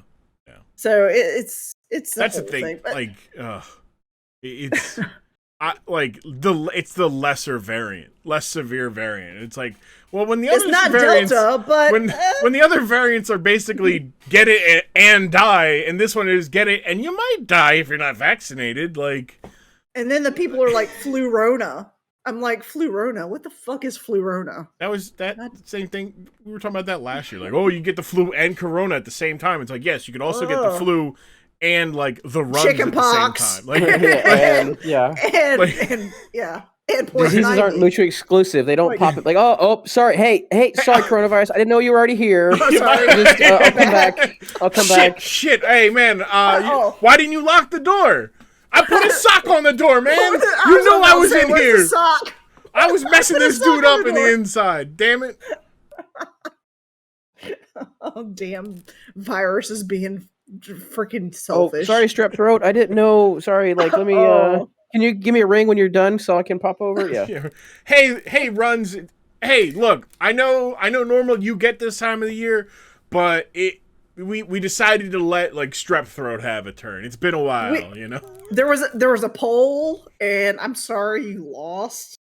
Oh, you didn't get the email? Oh, that man, that was ear infections job to CC you on that. Yeah, yikes. My bad. To be let go. Let go now. We'll skip him. He's gonna have to wait until next year to infect this guy. My bad. Like, I just watched Osmosis Jones the other day, which oh wow, which is not a well movie at all, but it holds a dear place in my heart because it's just it's a weird idea. Like, they're like, hey, Bill Murray, do you want to be in this movie that's 60% animated? Also, you're kind of unlikable. And he's like, yeah, I'll do that. Yeah. So like Bill Murray just he's friends with my ex's boss. My ex actually threw up on Bill Murray's porch in New York City for New Year's. Wow. All right, well then. Yeah. That sentence started wild. I'm like, damn, all right, like, he's friends with your ex, his boss. Yeah. Okay. All right. My ex threw up on Bill Murray's porch. It's like, what the fuck? He was a New Year's Eve party with him, and he got too drunk and he threw up on his porch. Yeah. Imagine getting too drunk in front of Bill Murray. Freaking Murray, man. Yeah, I mean, Bill Murray comes down to Charleston all the time, and you can see him in like local, restaurants all the time because he has houses down here. So it's just one of those like, oh, you saw him at the thing, blah, and I'm just like, I don't fucking care anymore. He's whatever. Yeah, Bill Murray's here, a famous person here. You mean the famous person who lives here? Right. It's like Stephen Colbert. Stephen Colbert's sister is a middle school teacher here. Oh, wow. So, like, people, and it's just, again, it's like, all right, cool. Yeah, they're just people. Let them be. They're people. Everybody's people. Yeah. Yeah, I'd yell at them if their dog shit on my lawn and they didn't pick it up. Yeah, I'd yell at them just the same. I wouldn't treat them any different. Would not be an honor if Steve Colbert's dog shit on my lawn. No. I don't know. But yeah, no, his sister apparently is a teacher at a middle school around here, and it is a small world. It's a small world. So now we got to get your Stephen Colbert's sister, Court. You have to get connections. So that I could then invite her onto the dork side of the ring. And then she can then have a good time and then tell Stephen Colbert to come on. And then I'd be like, hey, Mr. Colbert, if you'd also want to bring like Jon Stewart, Jonathan Oliver, Seth Meyers, don't bring Jimmy Fallon. Like, no, we don't want that libertarian guy. No. Also not James Corden. We're very too far left to deal with those libertarian bullshits. Like, let me also. What was it? Who's the Scottish guy that used to be better than James Corden after Corden? Craig something. Craig Verson. Yeah, Yes. yeah. I enjoyed him as a late night guest. Bring him on. Conan O'Brien. Get Conan O'Brien. I love Conan. But did you say John Oliver? Yes, Huh? he said John Oliver. Yeah, John Oliver. Yep. Get Trevor No, Noah. well, Samantha Bee. Get them all. Well, We'll bring them all. A super episode of the Dork Side of the Ring with the late night show host minus Jimmy Fallon and James Corden. Let's just go to like the Twitch people like that, and like let's go to like Hassan. Let's just go there. Yeah, look, I get just as many people. Just grab Hassan. He's supposed to have Grimes on. He's supposed to have Grimes on soon. So we can have Elon. We can have Elon's ex. Elon's ex, yeah. I'll ask Elon's baby mama. I'll ask Hassan how it is to be talking about how the elites in the society suck while also being an elite within his own society. Having an actual house, like God, buying a house. No. Having a house is fine. I don't care. It's the hey, these rules that punish other people don't apply to me. AKA, I could take this DCMA, strike, and as long as nobody snitches on me. Like, no, that's all that is. Yeah. Yeah, no, they did. That was a whole thing. The TV meta is so dumb. Well, it is, but here's the other thing though: is he's the only one that got snitched on. Everybody else was already watching it. That doesn't make what he's doing right. That's like saying hey, the billionaires, the other billionaires were doing tax fraud, so I started doing it because I was like, well, fuck it, I might as well. I'm a billionaire, like 100%. But I mean, don't get me wrong. Getting the meta of taking a ban and not being around for 30 days and just being like, I'll just go make other content and trend every day that I'm not, that I'm banned. Very smart. Very smart. No, but did you see when Hassan got banned last time for the C word? Cracker? Yeah, cracker. The C word with the hard R. Cracker! No, he got banned for that. And whenever Majority Report brought him on and they were on Twitch, Majority Report got banned immediately. Yeah, wow. Yeah, you can't have a ban, which is why Disrespect doesn't do any COD tournaments, because if they're streamed on Twitch, whoever's streaming the COD tournament would get banned for having disrespected the tournament. So he can't do any of the charity events anymore. No, I understand, but Majority Report's like, fuck this, I don't care. I'm still gonna have them on. It's good content for all the other places they're at. They didn't care about getting banned on Twitch, but somebody the other day was like, hey, Pokimane should come onto your stream or whatever, and he's like, yeah, no, she's banned, and that's because she was watching fucking Avatar. Yeah, what the TV meta of I'm just gonna watch TV. You just do that in your Discord. You know that, right? You could do that in your Discord, and and just be like, put it, if you really want to profit off of it, put it behind a Patreon tier. Like, hey, no, it's absolutely like what you're doing, right? Yeah, hey, I was about to say. So hey, Grum. It sounds like a template I already know exists. No. I put my whole streams behind. All right, all my streaming is there. These are special streams that they do. All right, Twitch is paying them very well. So Grum, when are we gonna watch MasterChef? I don't. You know what? MasterChef streams in my Discord. We'll start that. Let's say we'll start. I guess I come back the 31st. Let's say February 1st. We'll watch some MasterChef streams in my Discord, but only if you are a Llama Club member. That's the $5 tier of my Patreon. You go to support.grum.tv and become it only for patrons. I will be watching MasterChef on February 1st, 2022. In the Discord. You go to grum.tv to join the Discord, support.grum.tv to become a Patreon today. And you could also up it to $25 and get way more benefits. I mean, you're not wrong. You know what? You're right. The $25 tier, only 20 is going to be me Courtney and Chet Ripley and anybody else who wants to spend $25 a month to watch Master Chef with me and Courtney and Chet Ripley. That's it. It's the three of us right now watching Master Chef starting February 1st, 2022. I feel like I just heard JHawk buy a Patreon. I was already been in the Patreon. Yeah, I think I was maybe one of the first. JHawk, I believe, was number 2 or number 3. You might have actually been number 1. Actually, now I think about it. Because I just started spamming it. I knew the URL, and I just one day was like going to the URL, and I was like, "Oh, this is open," so I'll just throw something. Yeah. I didn't have it open. I just had it going to a Patreon page with nothing. Yeah. Nothing there. So Grum, I will plead to you on behalf of JHawk here that because he was first, he should also kind of get some of the privileges. Oh, I know. I already kind of do because I'm He's a mod, moderator in the Discord, so I might have accidentally clicked on a link for a tier that I'm not a member of and filled out the survey. Yeah, no, that's different. Fine. He's a mod.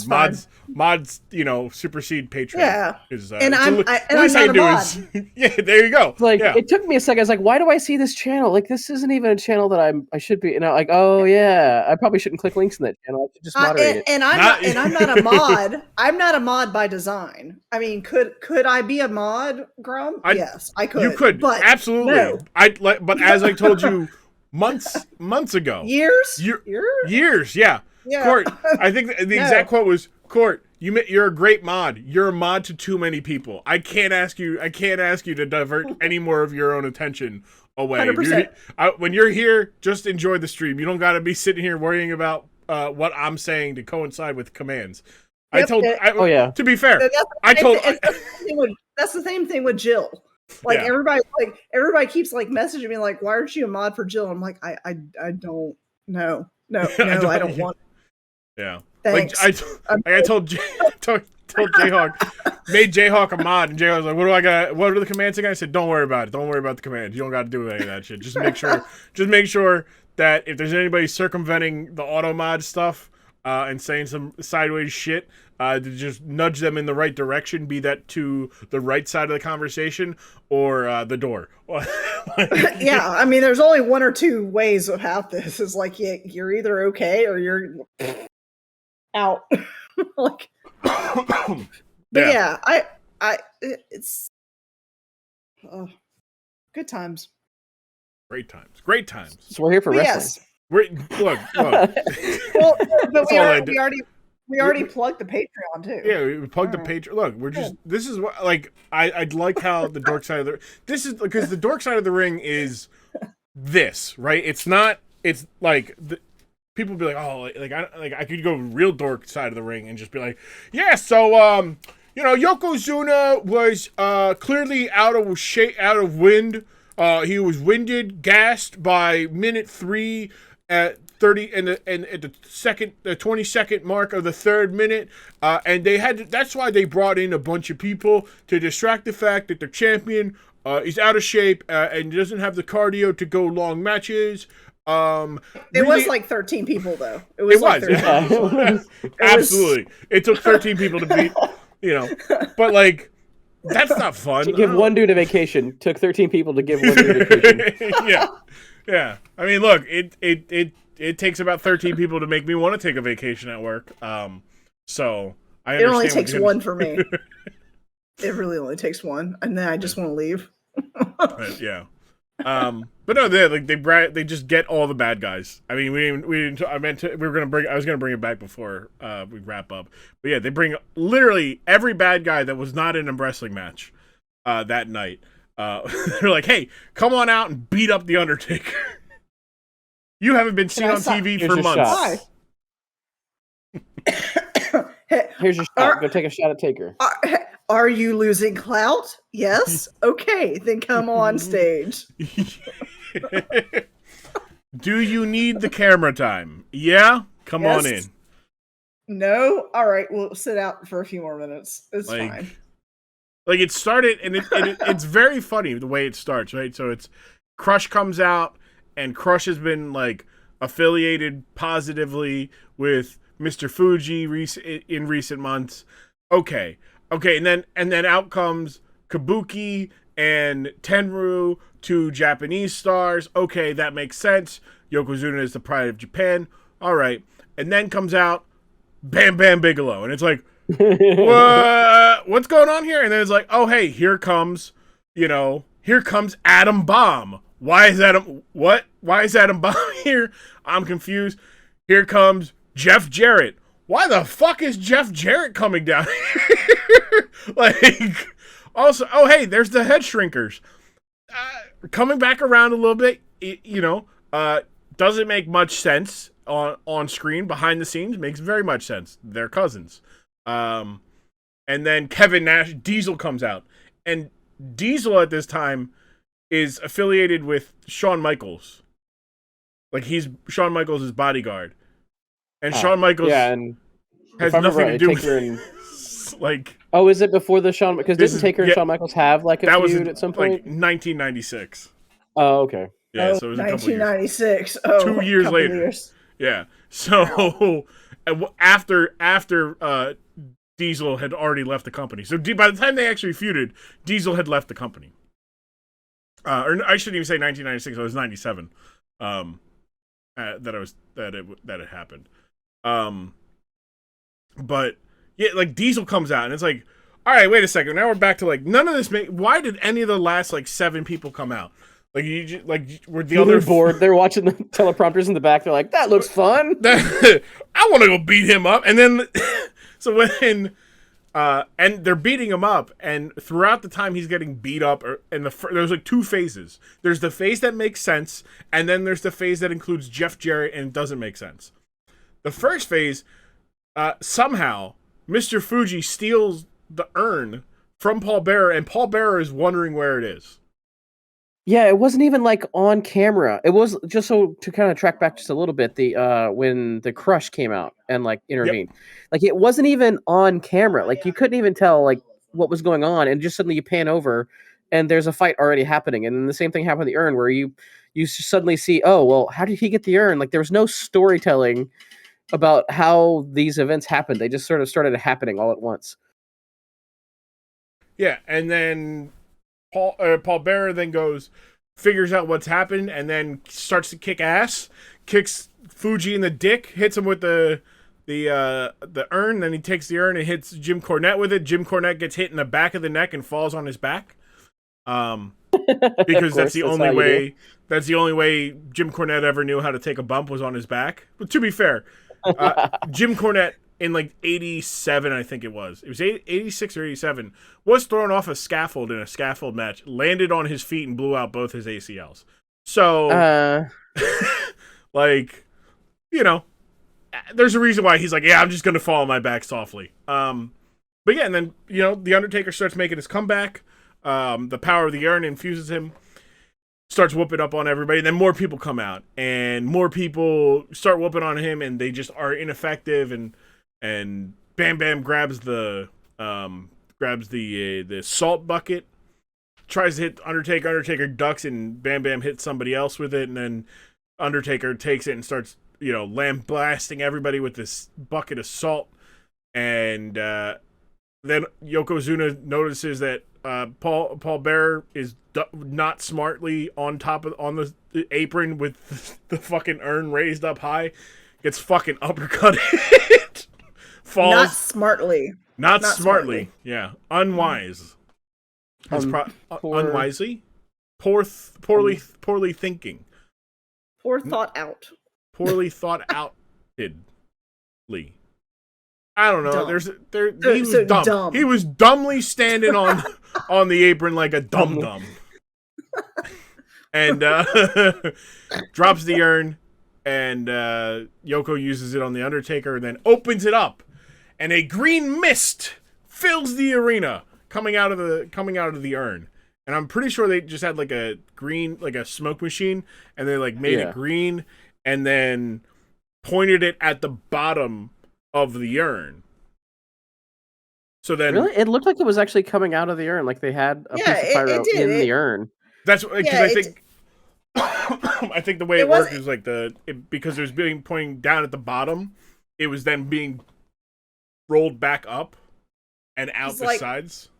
because like from what I understand, like if it was like something simple like dry ice or whatever, and then you're like shooting a laser into it that colored it, it wouldn't have done what it did.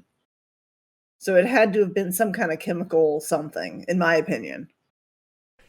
It might have been. I got to look up they talked about it on a podcast, and I think it was a combination of like a small fan and dry ice, because it comes out fast.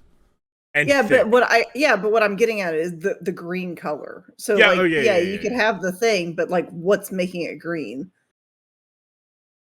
Let's see. How did the smoke come out of the there we go. Google urn? Let's see. I don't see anything in direct thing. Let's see. Can someone explain the whole story of his urn? Oh boy, wow, this is a whole thing. Nope, it did not. They don't say how it was. Okay, never mind. Yeah, I think it was a smoke machine, but with chemicals that made the smoke green and thick, because it was thick. It wasn't just like it wasn't just fog. It wasn't like a fog machine. It was a cloud machine. But that comes out. Everybody's like, "What the hell's going on?" Meanwhile, the Undertaker lays flat, unresponsive in the middle of the ring. Jeff Jarrett drops an elbow on him or a fist on him. Doesn't move. He has grown men jumping on him. Doesn't move. Occasionally there is, just because it's like, all right, there's a 300-pound man flying across the ring from like 10 feet in the air. I do need to brace myself a little bit here and protect myself, because he's a big man. He's going to come across my chest, and that's going to hurt. He's going to come across my chest. Then they roll him. They roll him into the casket, and Bam Bam lays on top of it while they padlock it shut. And Yokozuna tells everybody, "Take him away, boys. I'm the champion. Go Japan. I'm the champion. Let's leave." And then that's when the Undertaker's music, the bell, the gong hits, and everybody stops, and then that goes back to what we were talking about at the start, which is Undertaker appearing on the video screen, swearing vengeance and that he would not rest in peace, and then just ascends to the top. And I think it is actually the Undertaker, which we assume because the video is terrible and the cameras can barely pick up in the light. Yeah, it's not great quality video. I mean, it's 1994, and they didn't want to. I don't know if it was actually the Undertaker. It's not 1080p, guys. That's definitely not that. It's barely 480. Barely 480. It's VHS quality. Yeah. But that was that. I mean, that's what happened. That's what we watched here on the Dark Side. We talked about everything. Mostly like again, I can't believe this episode started late because of a fucking rat. A rat. Hi. Jimmy rat. By the way, while the match was going on, I was looking up different types of like wild mice rat things. It might have been a Norwegian rat. Wait, what? Norwegian. Right. So Norwegian rats are in America. They're just are they in Pennsylvania? I just looked at rats. I didn't look to see where they're where I was like, that looked like it. Norwegian cruise line. That's not that. But I'm sure they have rats. That's full of rats too. That's full of rats. Yeah. Absolutely. Norwegian rat. No. They arrived in the U.S. on ships from other countries in the 1700s. Yep. Yeah. The color is brown with scattered black hairs, gray to white underside. Size 7 to 9 inches. Legs. They have 4. It says it did have 4 legs. That's for sure. I saw them. Nice. I saw them on the canvas. Yep. It says they have no antennae. Okay. Don't have any antennae. Definitely had ears. Definitely had a short face. Their shape is long, heavily bodied, blunt muzzle. That explains. Yep. And it's found in the U.S. is what it says.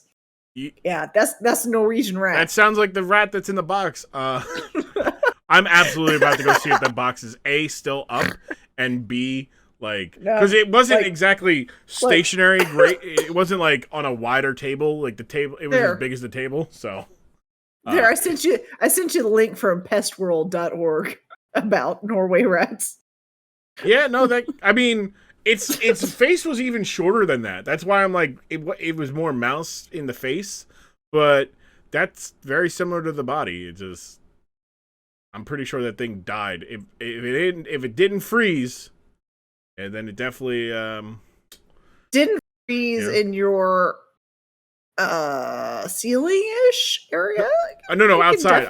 I'm saying it could freeze with poison outside if you take it there now. It's in 2 boxes. Yeah, those, and they're not thick. They're just regular Amazon boxes, so they get cold. So Amazon's gonna kill them. It's fine. That's a good point. Good point. Amazon did. If Amazon's boxes were thicker, Bezos did it. I didn't kill it. That's great. Another reason. Bezos is killing animals. Another reason to overthrow capitalism. And like I said, our combos always somehow end with us trying to overthrow capitalism. Bring out the guillotines. Eat the rich, guys. Yeah. Final thoughts on The Undertaker ascending and his match against Yokozuna at Royal Rumble 1994. We will start with JHawk. Mate, I mean, I don't know. It's everything. It's interesting that this whole bit was just set up for like a vacation. Like, I mean, I get it, but everybody coming out of the back is just ridiculous, and it was just like, was it literally like maybe could even like I guess the injury was a back injury, right? So was it less about them coming out to like tell the story and more about like this might be his last match, so we all want to kind of get a piece? Because if his back doesn't heal well, then he can't come back and wrestle no more. I think it was his back was banged up. Yeah, I think I looked it up. It was his back. Yeah, it was a lingering back injury. So, like, maybe the untold story of why there were so many people in the ring to, like, get a piece was, like, maybe they were concerned his back injury wouldn't heal and he would never be able to wrestle again. And so they're like, hey, here's our chance.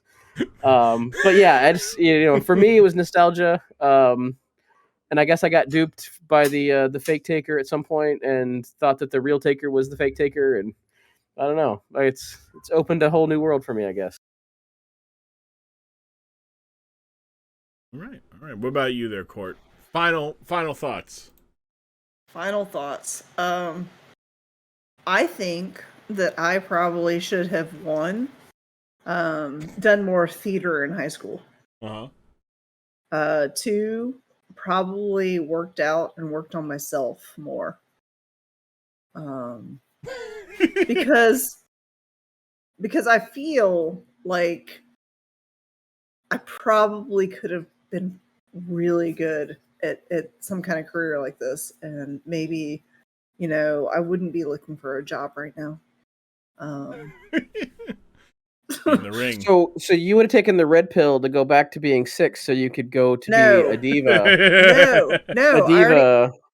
I already answered that. No. 100%. Where I'm at right now, I've had all my life experiences and I'm here for a reason. I would not give up my child, because that would be one of the weird things with that whole go back to 6 years old and have all your memories versus just getting $10 million. No, just give me the money. Mm-hmm. I've already suffered enough. Let me just go. Mm-hmm. I'll be fine. Yeah. No, I said 6. I understand taking the 10 million now, but also I'm pretty sure I could live my life damn near identical to how I did, but end up with a lot of money just knowing who wins the Super Bowl, World Series, and the NBA Finals. Okay. See, I was not going to go there. I was just thinking about like me chugging along, knowing what I thought. Knew as a 6-year-old, and not like going, oh, I'm going to game the fucking stock market, which is look, somebody, people are like, well, you're going to be depressed as a 6-year-old. I'm like, I already was. Well, joke's on you. I just didn't know it. Well, so then I went a little bit further with that, and right before you called me for this. Mhm. I was talking to my high school bestie, and I asked her the same thing, and she was like 10 million immediately. And we kind of talked about it, and it was like, well, if we did the whole 6-year-old route, it'd be double the mental trauma. Double all, because like I'm still gonna sit there and do some of the things that I did. Like there's absolutely no way I would give up my child, right? Like I know that. Mhm. So there's a whole set of already mental shit that went in with my ex that I'd still have to deal with regardless. Like there's certain things I'm not going to give up it's a, so I just give me, I've already been through enough pain and trauma. Just give me the 10 million. Just pay me for it now. Yeah, it's fine. Right. It's my settlement. Yeah. It's your settlement. Your lifetime settlement. Right. Yeah, and that yeah, that's the thing is like where it all depends on, like there's no right answer obviously. Like it all depends. There's not. Like I don't have a kid. I am I'm in a loving relationship of 9 months. She seems amazing from us seeing her during Christmas. Yeah, Katie's great. I love her. She's great. She knows that. She listens to every episode because she'll just be like, "I miss your voice, so I listen to the podcast just to hear you." And I'm like, "Aw, that's adorable." And then like she'll Again, what I'm saying is, we got to meet her during the Yes. Christmas specials, Yeah. and she seems like an amazing person. Do you know what's funny? 'Cause I've asked her. So since we were going out, I'd always asked her because I'm like, you ever want to be on a stream? What if they don't? What if your community? What if they don't like me? Then I just turn stream off. I don't know. I tell them to go fuck themselves and turn the stream off. Like I don't understand. Like, I'll tell you a story about people over content. Hey, well, let the me thing tell is, you right? about this. Let me tell you a story about having sex over making content. Well, hey, por qué no los dos? You know? I assume, yeah.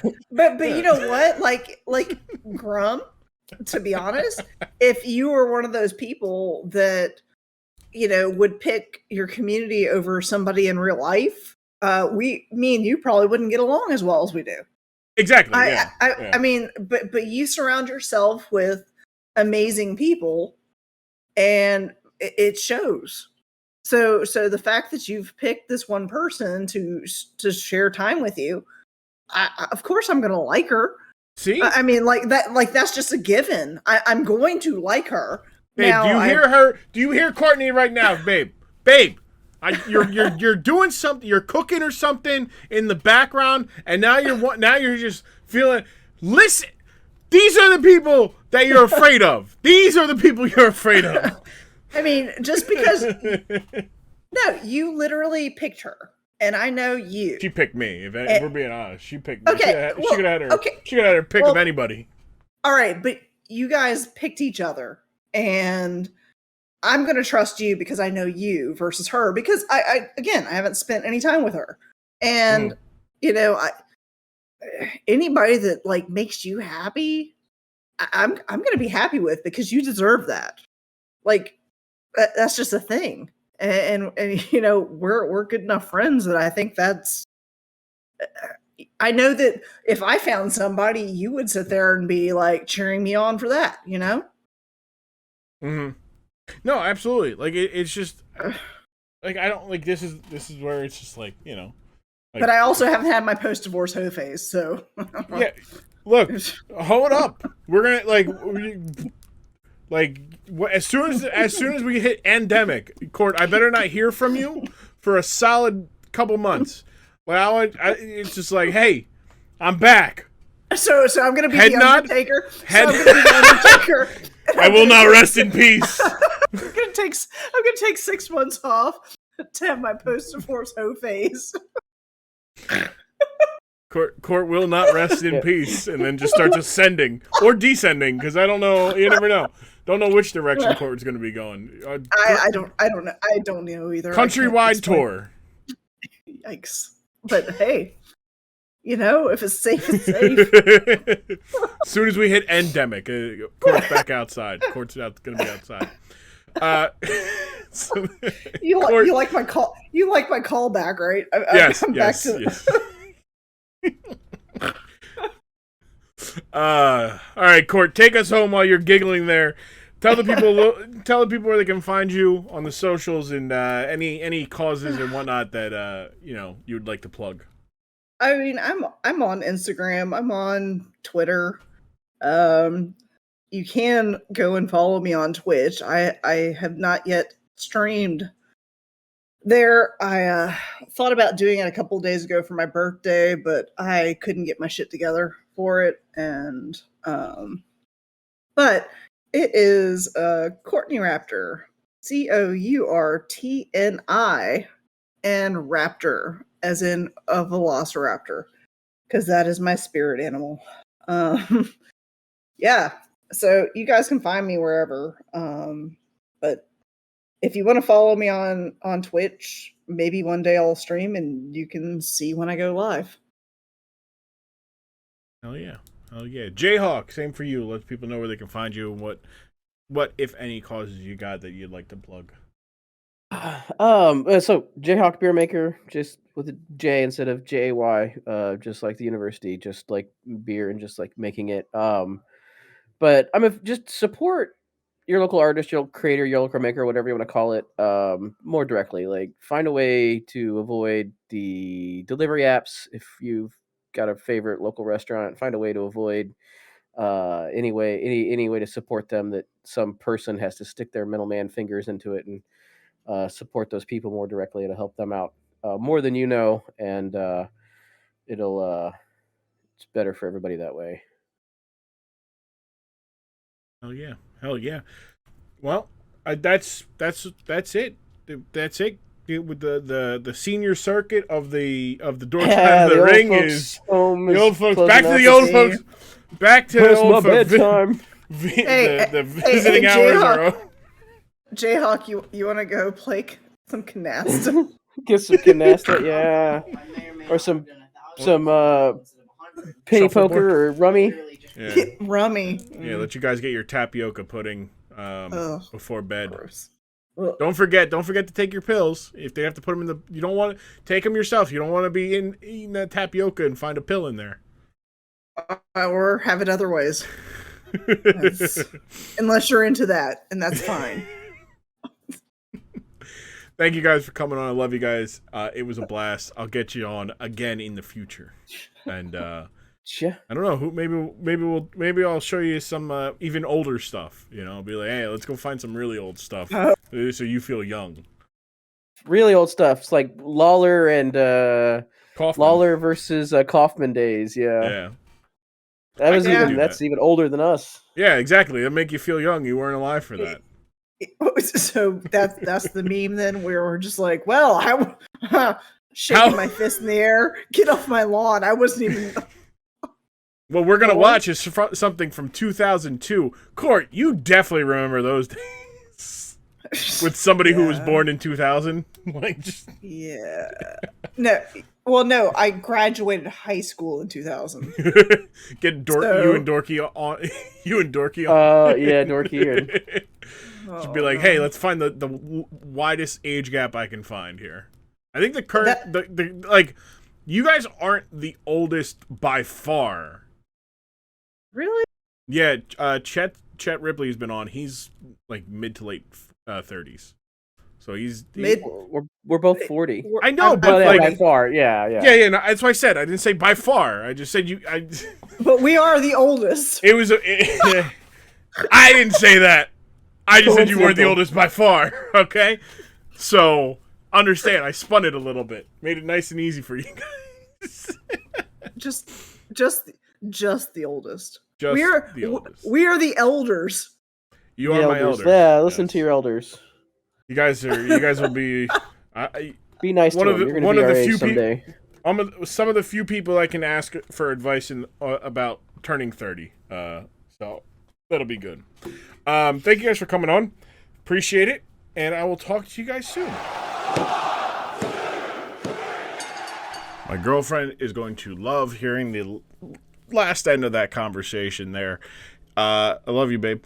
Thank you, Courtney and JHawkBeerMaker, for coming on, having a good time. I swear I did not pick you two to be the last episode before I turned 30.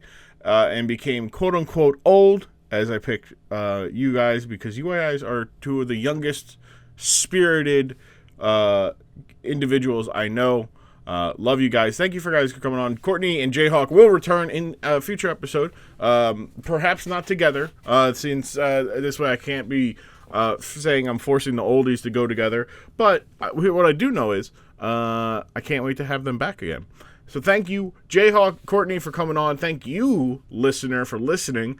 If you would like to wish me a birthday or a happy birthday or a shitty birthday, your call. I don't care. I prefer good birthday, a happy birthday, a joyous birthday, a splendid birthday, a pleasant birthday. But if you want to be negative and tell me eat shit on my birthday, January 28th is a Friday. You can go tweet at me at IamGrum, or retweet. You really should do is retweet the tweet that this podcast announcement is on Dork Side of the Ring. It'll be pinned at the top of the page. Retweet it and say eat shit on your birthday, Grum.